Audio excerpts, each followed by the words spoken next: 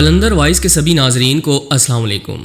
دوستو، آج ہم آپ کو حضرت عباس علیہ السلام کی قبر مبارک پر رونما ہونے والے ایک انوکھے واقعے کے بارے میں بتائیں گے۔ قبر کی مرمت کے دوران مزدوروں نے حضرت عباس علمدار کی قبر انور پر کیا دیکھا؟ حضرت عباس علیہ السلام کی قبر مبارک کے گرد طواف کرنے والا پانی کہاں سے آتا ہے؟ کیا یہ جنتی پانی کی نہر ہے؟ ان سوالات کے جواب جاننے کے لیے ویڈیو کو آخر تک ضرور دیکھیے گا۔ ویڈیو کو لائک اور چینل کو سبسکرائب کرنا ہرگز نہ بھولیں۔ تو آئیے چل کر موضوع کا باقاعدہ آغاز کرتے ہیں۔ دوستو، حضرت عباس علیہ السلام کا حرم مبارک کربلا کے پرانے شہر کے درمیان میں واقع ہے، جسے آج کل مدینہ القدیمہ کہا جاتا ہے۔ حرم مبارک کی عمارت کے سامنے والا حصہ جنوب کی جانب ہے اور حضرت عباس علیہ السلام کا روضہ امام حسین علیہ السلام کے حرم کے شمال مشرقی جانب واقع ہے، اور دونوں حرموں کی خارجی دیواروں کے قریب ترین نقطے کا درمیانی فاصلہ 247 میٹر ہے، جبکہ امام حسین علیہ السلام اور حضرت عباس علیہ السلام کے حرموں پر موجود گنبدوں کے اوپر والے سروں کا درمیانی فاصلہ 378 میٹر ہے۔ حضرت عباس علیہ السلام کے حرم کے مشرقی جانب نہر القمی تھی، جس کا اس وقت نشان باقی نہیں رہا۔ حضرت عباس علیہ السلام نہایت ہی حسین و جمیل اور اخلاق حسنہ کے مالک تھے۔ ان کا ظاہر و باطن ایک تھا۔ آپ کا نورانی اور تابناک چہرہ آپ علیہ السلام کو دوسروں سے ممتاز بناتا، اور بنی ہاشم کے درمیان کے جس میں سب کے سب جمال و کمال کے درخشاں ستارے تھے، ان میں حضرت عباس علیہ السلام چاند کی مانند تھے۔ اسی بنا پر آپ کو قمر بنی ہاشم کے لقب سے یاد کیا جاتا ہے۔ آپ کے حسن و جمال کی توصیف میں صرف شکل و صورت یا ان کے قد و قامت کو بیان کرنے کے علاوہ آپ کی روشن و منور فضیلتیں بھی ذکر کی جاتی ہیں۔ آپ کے دور میں آپ علیہ السلام کے تقوی اور پرہیزگاری، دیانت اور وفا کا تذکرہ ہر ایک کی زبان پر تھا۔ اس کے علاوہ آپ علیہ السلام کا شمار اسلام کے بڑے بہادروں میں ہوتا۔ آپ نے شجاعت و دلاوری اپنے والد ماجد سے ورثے میں پائی تھی۔ دوستو، سانحہ کربلا میں حضرت عباس علیہ السلام نے جرأت و شجاعت کی وہ مثال قائم کی کہ جس کی مثال تک نہیں ملتی۔ آپ نے دین حق کی خاطر شہادت قبول کی اور آپ علیہ السلام کو کربلا میں ہی دفن کیا گیا۔ حال ہی میں آپ علیہ السلام کی قبر انور پر پیش آنے والے ایک حیران کن واقعے نے پوری دنیا کی توجہ حاصل کر رکھی ہے۔ سید مہدی بحر العلوم عراق کے ممتاز عالم دین گزرے ہیں۔ سید بحر العلوم کے دور میں ضرورت محسوس ہوئی کہ حضرت عباس علیہ السلام کی اصل تربت جو کہ زیر زمین ہے، اس کی مرمت کروائی جائے۔ لہٰذا تعمیراتی کام کرنے والے کاریگروں کو مقرر کیا گیا کہ وہ اسے سر انجام دیں۔ اس دوران مہدی بحر العلوم کام کا معائنہ کرنے کے لیے حضرت عباس علیہ السلام کی تربت پر گئے اور کاریگروں کے کام کا جائزہ لینے لگے۔ کاریگروں میں سے ایک شخص نے مہدی بحر العلوم سے سوال کیا کہ ہم نے مجالس وغیرہ میں یہ سنا ہے کہ حضرت عباس علیہ السلام کا قد کاٹ اتنا زیادہ تھا کہ جب آپ علیہ السلام گھوڑے کی پشت پر بیٹھتے تو آپ کے پاؤں زمین پر خط بناتے جاتے۔ اے بحر العلوم، کیا وجہ ہے کہ حضرت عباس علیہ السلام اس قدر بلند قامت رکھنے کے باوجود آپ علیہ السلام کی تربت اطہر کا سائز بہت چھوٹا ہے؟ مہدی بحر العلوم نے جب یہ بات سنی تو رونا شروع کر دیا اور اس قدر گریہ کیا کہ غش کھا کر گر گئے اور بے ہوش ہو گئے۔ کاریگروں نے یہ ماجرا دیکھا تو خوفزدہ ہو گئے کہ کہیں بحر العلوم کو کوئی نقصان نہ پہنچے۔ کچھ دیر کی دیکھ بھال سے بحر العلوم اس قابل ہوئے کہ غشی کی کیفیت سے باہر نکل سکیں۔ جب کچھ طبیعت بحال ہوئی تو کاریگروں نے ڈرتے ڈرتے پوچھا کہ کیا ہم نے کوئی غلط سوال پوچھ لیا تھا؟ بحر العلوم نے کہا کہ تمہارا سوال بالکل درست ہے، اس میں کوئی غلطی نہیں ہے۔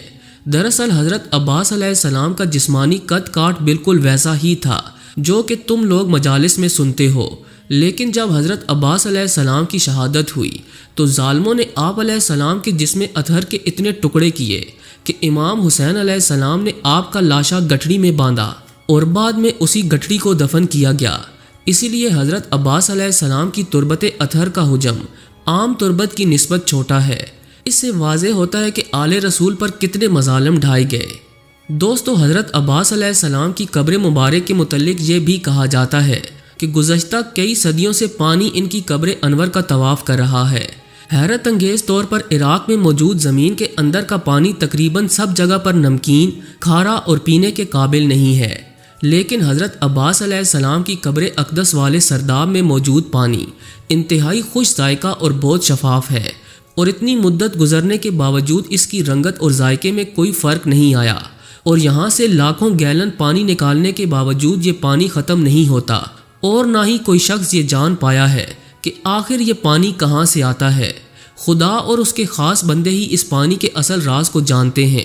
بیشتر علماء اور بزرگ ہستیوں نے اس پانی کو جنت کی نہر قرار دیا۔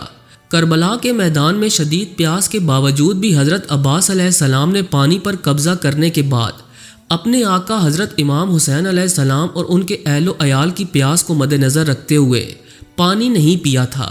آج وہی پانی حضرت عباس علیہ السلام کی قبر اطہر کا طواف کرتا ہے، جسے مولا عباس کی کرامت سے تشبیہ دی جاتی ہے، یعنی یہ کراماتی پانی بہت سی خصوصیات کا حامل ہے۔ یہی وجہ ہے کہ دنیا بھر سے آئے زائرین اسے بوتلوں میں بھر بھر کر ساتھ لے جاتے ہیں، اور مختلف بیماریوں کے علاج کے طور پر اس مقدس پانی کو استعمال کیا جاتا ہے۔ دوستو، اسلامی کتب کا مطالعہ یہ بھی بتاتا ہے کہ حضرت عباس علیہ السلام کی ایک اہم خصوصیت یہ تھی کہ آپ نافذ البصیرہ اور گہری نظر رکھتے تھے، اور معاشرے کے تمام سیاسی حالات اور کفر و نفاق کے تمام مکروہ ہیلوں سے بخوبی واقف تھے۔